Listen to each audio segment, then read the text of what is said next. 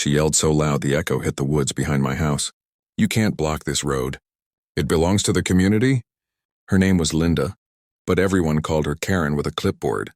She stood there in her floral blouse, waving a stack of papers like she owned the world. I just stared at her, hands still covered in grease from fixing my old truck.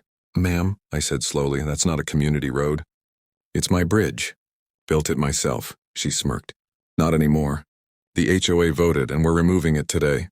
Before I could reply, a rumble shook the ground. A yellow bulldozer rolled down the hill, its metal bucket gleaming in the sun. My stomach tightened. They were serious. The driver wouldn't even look at me, just followed her hand signals like she was the mayor of the town. I stepped forward, blocking the path. "You drive that thing another inch and you're trespassing." Linda tilted her head and smiled like she'd already won. "Then call the cops," she said. "Oh, wait. They already know about you." I felt my heart pound. About me? What the hell did that mean? The bulldozer kept crawling forward. I could hear the crunch of gravel under its wheels. "Stop!" I shouted, but the machine didn't stop until I heard the first crack, the wooden planks of my bridge splitting apart. The sound felt like a punch to the chest. Linda folded her arms and said, "Now maybe you'll learn who's in charge here." I didn't say a word. I just looked at the broken bridge, the only road connecting their neighborhood to the main highway, and whispered to myself, "You just made the biggest mistake of your life." The morning after they tore it down, the neighborhood was chaos. Cars were lined up at the edge of the ravine, people arguing, kids crying because the school bus couldn't cross. The bridge was the only way out, and now it lay in splinters. I stood on my porch with my coffee, watching them all panic. Linda was in the middle of it, shouting directions like she was running a war zone. When she saw me, her face tightened. "You're gonna fix this," she yelled across the ditch. "Or we'll fine you every single day." I didn't move. "Fine me for something you destroyed?" She lifted her phone like a weapon. "I have it all documented. The HOA has authority over this road." I smiled for the first time. "You sure about that?" That's when she hesitated just for a second. She didn't know what I knew. The land papers were sitting in a steel box under my floorboards. Survey maps, signatures, the county seal. My grandfather bought this stretch 60 years ago, and the bridge, I built it last summer with my own hands and my own money. I leaned on the railing and said quietly, "You just blocked your own way out." Her jaw tightened. "You think this scares me? We'll get the county involved. You'll see." She stormed off, phone still pressed to her ear, yelling at someone. I just watched the crowd trying to figure out how to cross the creek, some with ladders, some shouting for help. One man yelled that his wife needed to get to the hospital. That's when I finally spoke loud enough for everyone to hear. "You should talk to Linda. She's the one who said she runs the road." Everyone turned toward her. That was the first crack in her confidence, and I hadn't even started yet. By afternoon, Linda had dragged 2 county officers to my gate. One of them, a young deputy with nervous eyes, called out, "Sir, we need to talk about this road dispute." Linda stood behind him, grinning like she'd already written the verdict. "This man blocked the only exit," she said, voice sharp. "He's endangering everyone. Arrest him if he refuses to rebuild that bridge." The deputy looked unsure. "Is that true, sir?" I stepped down from the porch slowly. "No, officer. The truth is, they destroyed private property. I got it all on camera." Linda's smirk faltered for a split second. "He's lying. The HOA owns the road." I pointed toward the oak tree beside my mailbox. A small security camera blinked red. "That camera's been running since last night. You'll see who gave the bulldozer orders." The deputy looked back at her. "You gave the order, ma'am?" She folded her arms, trying to look calm. "We were enforcing community standards." He was warned. "Show me the notice," I said. She hesitated again, digging through her clipboard. But every page she held was blank on the signature line. Not one had my name. The deputy glanced at me. "You said you had documents?" I nodded. "More than that. My grandfather's deed says the property line runs 50 feet past that bridge. They've been driving over my land for years." Linda's face turned pale. "That can't be right. That road connects the whole neighborhood." "Exactly," I said softly. "And now there's no connection." The deputy exhaled, scratching his neck. "Until this gets sorted, nobody crosses that creek without permission. That's trespassing." The crowd behind Linda started whispering. I caught a few words. "He owns it?" "She destroyed his bridge?" Linda tried to speak again, but her voice cracked. "This isn't over." I looked her dead in the eyes. Oh, I know. It's just getting started. 2 days later, the whole neighborhood was losing it. Delivery trucks couldn't get in. Kids missed school and folks had to park their cars miles away to walk home through mud and weeds. Linda was nowhere to be seen all morning, but I knew she was planning something. People started showing up at my gate asking me to rebuild the bridge. Some were polite, some desperate. I told them the same thing every time. It's not my job to fix what your HOA destroyed. That night, just as the sky turned orange, I heard engines again. Not one, but 3. Flashlights flickered through the trees. I stepped outside, and there she was, standing beside 2 men in cheap security uniforms. "We're reopening the road," she said. "Step aside." I folded my arms. "Those uniforms don't look county-issued," she smirked. "Private enforcement. The HOA hired them." The men walked toward my fence, one carrying a crowbar. My blood boiled. "Touch that gate," I warned, "and you'll regret it." Linda crossed her arms. "We gave you a chance. Now we'll take it down ourselves." That's when my dog, Duke, came out from the shadows, growling low and steady. The fake guards froze. One of them whispered, "Ma'am, maybe we should call the real police." Linda snapped, "Do it!" But before he could dial, red and blue lights flashed down the road. Real sheriff cruisers, 3 of them, they're pulled up fast. The same deputy from before stepped out, hand on his holster. "Evening, folks. We got reports of trespassing and property damage." Linda tried to smile. "Officer, thank God you're here. This man's blocking." He held up a hand. "Ma'am, I saw the footage." "You ordered that bridge destroyed." She blinked. "What footage?" I walked over to my truck and opened the glove box, pulling out a flash drive. "This one, with your voice on it." The deputy turned to her. "You told my department this was an HOA road. Turns out county records say otherwise. This man owns it. Every inch." Linda's face drained of color. The fake guards quietly stepped back. The deputy looked at me and said, "Sir, would you like to press charges?" I paused, staring at her. "Not yet," I said. "I want everyone to see what she really did first." And that's when the real plan started forming in my head. One that would make sure Linda never messed with anyone's land again. I put my plan into motion before sunrise. I walked door to door, quiet and steady, asking one favor: bring every phone, every camera, and come to my porch at noon. People thought I was being polite. They didn't know I was setting a stage. By 10, the county surveyor called back. He said he could come to look over the deed and the old survey lines. A local reporter texted she might stop by if there was real proof. My old platoon buddy, who now worked as a prosecutor in the county, told me to file a complaint and be ready to read a sworn statement. I kept my voice low when I told him, "We don't arrest yet. We expose first." At noon, the porch was full. Neighbors leaned on folding chairs. Kids sat on the steps. And Linda watched from across the ravine like a queen on a cliff. I walked out with the flash drive, the original deed rolled in its tube, and the recorder that had caught Linda's voice the night the bulldozer came. I didn't shout. I didn't boast. I plugged the drive into an old speaker and pressed play. Her voice filled the yard. "Get it out." "No, I don't care what he says. Do it tonight." You could hear the bulldozer in the background, the engine chugging like a hungry animal. People went very quiet. I walked to the county surveyor and unrolled the map across his lap. The lines were old but clear, and his finger stopped at my name on the paper. Linda tried to interrupt. That's edited," she cried. But the reporter was already recording her, and the prosecutor stood up and said, "We'll check chain of custody later. Right now, that's an admission." The sheriff's deputy held up his hand and asked her to step forward. Her face changed from anger to panic in 3 breaths. Someone in the crowd shouted, "You tore down his bridge." Another shouted, "You left us trapped." The mood shifted like lightning. Then I dropped the next piece of paper on the table. Not just the deed, but a notarized affidavit from the man who sold my grandfather the land. A document nobody expected to exist. The prosecutor read it, slow and deliberate, then looked at the deputy.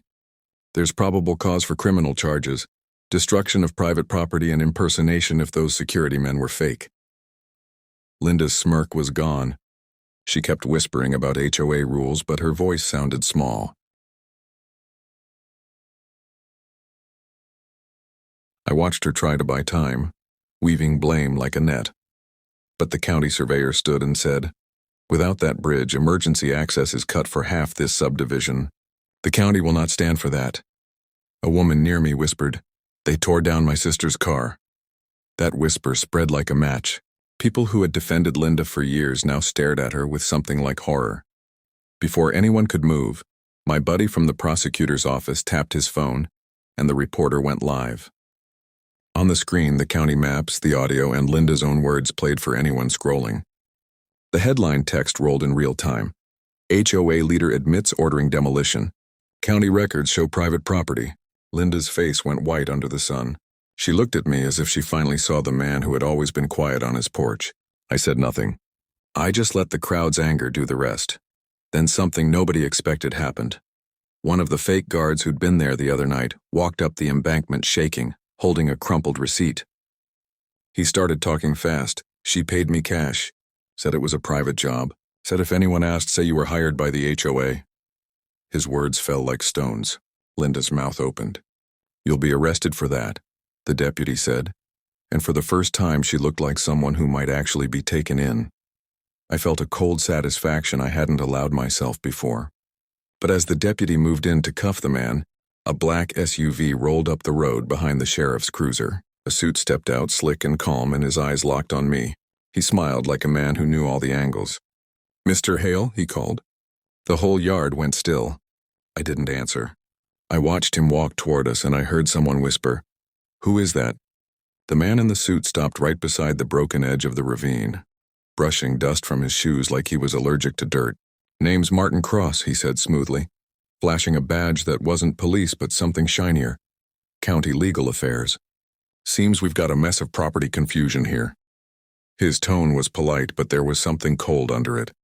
Linda's eyes lit up like she'd just been rescued. "Mr. Cross, thank God. You're the county attorney, right? Tell them this man can't block public access." He looked at her for a long second before turning to me. "You Mr. Hale?" "Yeah," I said. "Good. Then maybe you can explain why the county never collected right-of-way fees on this bridge if it was private." "That's unusual." I could feel everyone watching. I kept my voice calm. "Maybe because nobody ever asked. The bridge is on my land. Check the deed." He smiled thinly. "Already did. You own the bridge and the ground beneath it, yes. But that strip of gravel leading into the subdivision, technically an easement. Which means," he paused, "you can't deny access." A murmur went through the crowd. Linda smirked again, certain she'd found her way out. I let her enjoy it for exactly 5 seconds. Then I said, "That easement's conditional. It only stands while the structure exists. You tore it down. So the access ended the moment your bulldozer hit the first plank." Cross blinked. The deputy's eyes widened a little. The reporter was already whispering into her mic. Linda's grin faltered. "You can confirm that," I said, handing him a folded letter. "County maintenance signed off on the original build permit. Clause 4. Read it out loud if you want." He read silently, then looked up with a new kind of respect. "You kept everything." "Every nail and every document," I said. "My grandfather taught me never to build without paper." Linda's voice cracked. You can't trap us here." Cross turned toward her. "Ma'am, legally he can until reconstruction or compensation is settled. You destroyed private infrastructure. The county's liable if we force him to fix it." The color drained from her face again. People started whispering louder this time. "She cost us the road. She cost us everything."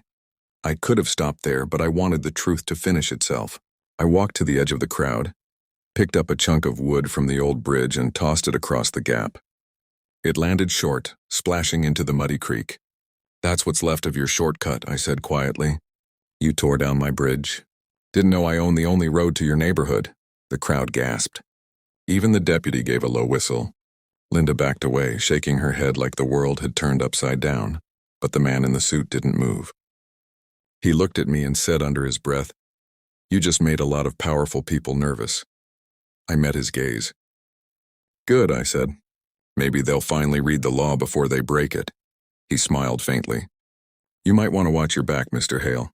I didn't flinch. "Been doing that since Afghanistan." His expression changed just enough for me to know he hadn't expected that, and that's when I realized this fight wasn't just with Linda anymore. Something bigger was behind her. That night the wind picked up hard, sweeping the scent of pine and wet soil across my yard. I couldn't sleep. Duke kept pacing the porch, ears sharp, every creak of the trees putting him on edge. Around midnight, headlights appeared down the hill, slow. No engine noise at first, then a sudden hum. My stomach dropped. The SUV. Same black one from before. It stopped just before the ravine. Two men stepped out, not in suits this time. Dark jackets, no insignia. One of them shined a flashlight straight at my house. I stayed still in the shadow of the living room window, phone in one hand, pistol locked in the safe beside me. Duke growled low. The taller man called out, "Mr. Hale, we're here to discuss a settlement." No need for trouble, I didn't answer. The shorter one was pacing near the edge of the creek, measuring something with a small laser. They weren't here to talk. They were mapping. Then I saw movement behind them. Linda, wrapped in a coat, whispering fast. She thought the dark hid her, but the flashlight caught her face. My jaw clenched. She wasn't giving up. She was making deals. I flipped on the porch light and stepped out. "You boys lost?" The taller one smiled faintly. "Just trying to resolve things quietly. The county wants that road reopened. Fast. You'll get paid for your trouble." I leaned on the railing. "And if I say no?" He shrugged. "Then someone might decide the bridge was built without proper permits. Wouldn't that be a shame?" Duke barked, sharp and fierce. The flashlight jerked toward him. "Call off your dog," the man snapped. I didn't. "Funny," I said, "because the last person who threatened me on my own land got themselves arrested on camera. You want to repeat?" The second man muttered something and pulled out a phone. I caught one word before he turned away. "Evacuation." My gut twisted. "You planning something bigger?" I asked. The taller man smirked. "You'll see. Might be best if you leave for a few days." He turned, motioning Linda to follow. She hesitated, gave me one last look, half fury, half fear, and climbed back into the SUV. They drove off, dust rising behind them. I stood there in the silence, my porch light swinging in the wind. Duke whined softly, tail low. "Yeah, boy," I murmured. "They're not done." I went inside and opened my old footlocker. Beneath the folded flags and photos lay a hard drive, a radio handset, and a worn-out ID tag stamped U.S. Army Engineer Corps.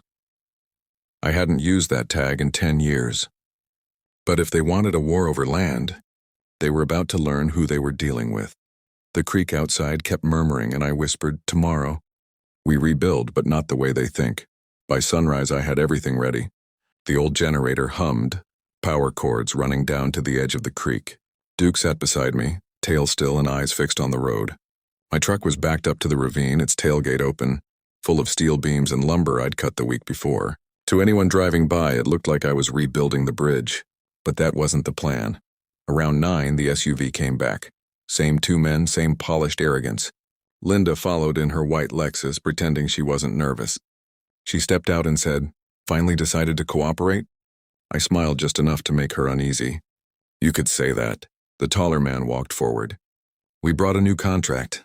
County will reimburse you for materials if you sign this today." He held out a thick folder. I didn't take it. "Before we sign anything, I want everyone to see this." I hit a switch on the generator. A screen I'd set up on the side of my barn flickered to life. Live footage from a drone hovering above the ravine. It showed the whole neighborhood, the creek, the remains of the bridge, and every car stuck behind it. Then another feed appeared. Security footage from last night. The SUV, the two men. Linda. Her face clearly visible as she whispered, "He won't give up. We'll make him." The crowd that had gathered gasped. Someone yelled, "She was here again last night?" The deputy from before stepped out of his cruiser and started filming with his own phone. The taller man cursed under his breath. "You've been recording us?" he said, jaw tight. "Whole property's under surveillance," I said calmly, "including your plates. And the county prosecutor already has the live feed. You might want to call your boss before this goes public." Linda tried to speak, but her voice broke. You can't post that." I stepped closer. "You burned my bridge, lied to the cops, hired fake guards, and tried to scare me off my own land. You don't get to say what I can or can't show." The deputy walked forward. "Ma'am, sir, I think you both need to come with me." The taller man raised his hands, trying to sound reasonable. "Let's not escalate too late," I cut in. "You already did." Linda started crying as the deputy read her rights. The crowd filmed everything. The second man tried to slip away, but another cruiser blocked him. Within minutes, both were cuffed. The reporter who'd been covering the story turned her camera toward me. "Mr. Hale, any words now that justice has been served?" I looked at the broken bridge behind her, then at the people who had once stood on Linda's side. Yeah, I said quietly. My grandfather built that bridge to connect people, not divide them. They forgot that. But maybe now they'll remember whose hands really hold this land. The crowd cheered softly, half relief, half pride. The deputy nodded. We'll have county crews help rebuild under your supervision this time. I nodded back. Good. Let's build it stronger. As the sun rose higher, light touched the water where my bridge once stood. For the first time in weeks, the air felt clean. I turned to Duke, gave him a pat, and said the only thing that fit. They tore down my bridge. Didn't know I owned the only road to their neighborhood, he barked once, proud and low. And just like that, it was over. Justice done, freedom standing tall, and one quiet man reminding everyone that land isn't just dirt, it's history, honor, and home.